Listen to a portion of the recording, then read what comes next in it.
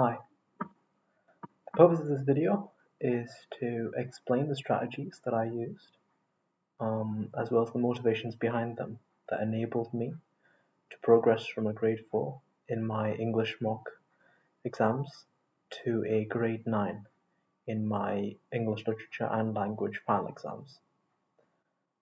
The main ideas involve the methods that I used, as well as certain best practices when it comes to revising for English that I think might be beneficial if you too, like me, are not naturally as proficient at it as maybe some other subjects.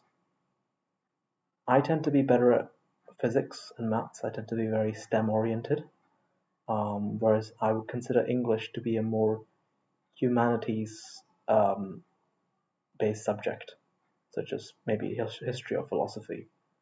The reasons for this include the contextual interpretation of certain pieces of English literature, as well as the intent behind language and how to best analyze it. The first thing that I would recommend anyone seeking to help improve their grades within English would be to pay more attention within class. That seems like quite an obvious first step to take, but I must emphasize that within my own personal experience, those who took the language and took the subject more seriously did tend to do significantly better than those who saw it as a chance merely to socialize. I must emphasize that I did not take this approach with all my other subjects because I did not feel that I had to. But within English, I was razor focused upon what the teacher was saying, and I made sure to try and understand and as well as appreciate the reasons behind certain strategies, such as the Peel paragraph writing strategy, which is given. Analyzing texts is not something that's covered before English GCSE in such detail, and it can seem a bit foreign to those who have never experienced this. It certainly does not come up during SATs to this level. So the first thing you can do is to, of course, pay more attention to the teacher, put in a little bit more effort within classes. This is something that I did at the initial stages. Another thing you can do is attend optional sessions. One optional after-school session that I still remember, which had a significant impact on me as well as my English writing skills, is a tragic structure session which I attended that one of my English teachers was actually hosting. And within this workshop, it went through hubris, harmatia, downfall, and redemption, the four key components of tragic structure, especially prominent within Shakespearean plays such as Macbeth and Romeo and Juliet and Hamlet.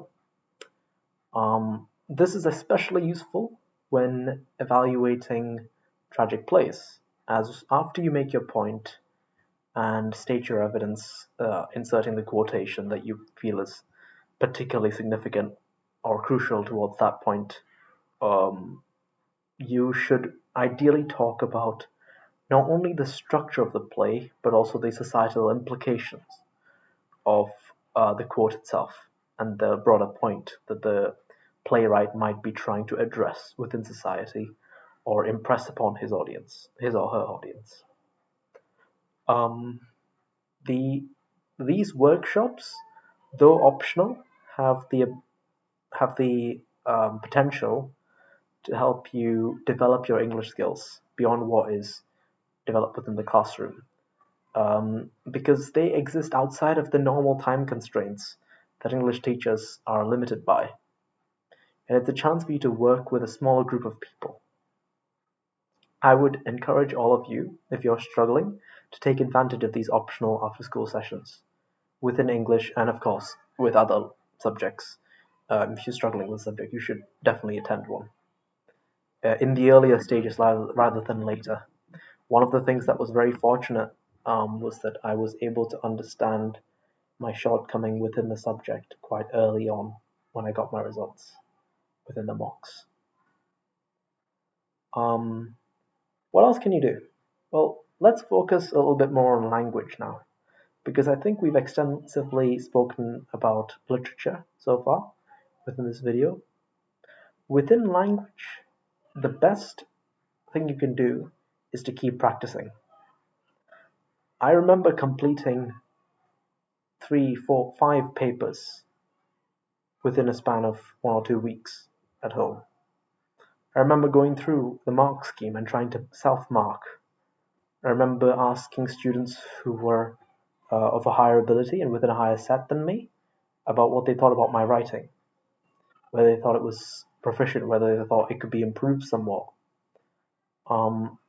This kind of critical self-examination is good for these humanity-based subjects. Subjects that are within the humanities portion of the curriculum. Within English language, you should ideally try and understand what makes a specific language technique superior to another. Focus on the overall effect. Try and read examples of English literature, English language that you particularly like. For example, I find Stephen King's writing quite interesting and quite impressive when you peel back the layers. Similarly, I find J.K. Rowling's writing also impressive, very descriptive and very vivid. The point behind language, in some ways, is to try and help the reader understand something through the written medium and to almost create a picture in their minds when it comes to creative writing. This skill must be developed independently, and there are various language techniques that are available for you to try. But merely thinking of metaphors or similes and putting them in for the sake of it is not enough. It's very important that you try and link the language to an overall story that you wish to fit in, a narrative that you want to serve. That is what makes language effective. Jargon, by itself, at the end of the day, is just jargon. But if you use it within the right context, it can lead to a more compelling piece of work. This does not mean you need to become a walking thesaurus. It just means that you need to be more mindful about the way that you look and critically evaluate English language and the way in which you use it when you're writing persuasive texts or creative texts. Particularly when it comes to persuasive writing, it can be difficult to sometimes escape the more routine argumentative style that most people are accustomed to in daily discourse. This is not sufficient. I've seen a lot of people writing the way they speak. But what's important to understand is, even when I'm speaking now, I'm having to think about it a little bit, as opposed to if I was speaking with some of my friends, quite casually. In a similar way, this is a timed examination. You should think about what you're going to write. Putting pen on paper and simply letting things flow without giving it any thought. A first attempt without any guiding principles will not be as good as if there was any deliberate thought put into what you were writing. So making a plan is quite important as well when it comes to creative as well as persuasive writing. It doesn't have to be an overly detailed plan, but in general, having a foundation when engaging in these literary pursuits can help you improve the quality of your writing and the way in which it's viewed. These were the key elements of my preparation when it came to English language and literature. The final point I would like to add is self-criticism. One of the things that I was very keen on was receiving feedback for the work that I'd done from my teachers. It helped me understand the shortfalls that existed within my writing. I'm by no means the authority on English language or literature, but I do strongly believe that through this self-examination and peer review, I was able to steadily, over the course of 1.5 years perhaps, although I do struggle to recall the exact time frame, it cannot have been more than 2 years, improve my grades by 5 grades from a 4 to a 9. There is a certain amount of luck involved, I assume. The literary pieces that you're given, you might be more familiar with the particular texts that you're given for English literature. Which brings me to another point. You should try and read the literature text that you're given. Reading in general is good, provided what you're reading is in fact a sophisticated piece of literature, or even something that is well written, can help you understand English language as well as English literature. But the texts that are selected for you, it's not enough to rely on quotes, specific quotes, even though finding ones that have good language techniques that you can analyze are obviously the right way to go. You don't want to heavily depend on a select few phrases. I would recommend at least once, ideally more, to try and understand the literary piece that you've been given. To try and not only look at pieces such as An Inspector Calls, Romeo and Juliet, and the other literature pieces like Christmas Carol, but also to understand, okay, this is what's been written, but what are the different perspectives on it? Why do certain people view certain phrases in a particular way? Why do people view um, Shakespeare as being a feminist writer? These are all valid questions.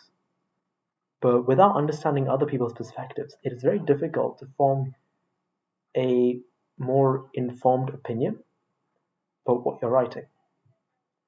So, just to summarize, pay more attention within classes, attend after-school sessions if possible, do practice writing in your own time, having a go at assessments and past papers. Familiarize yourself with the key texts that you know that you'll be assessed on. This includes poetry. And finally, self-examination and peer review is critical for improving the quality of your writing. I hope these skills and other things that I've spoken about today will help you in your goals. And I wish you the best of luck. Thank you.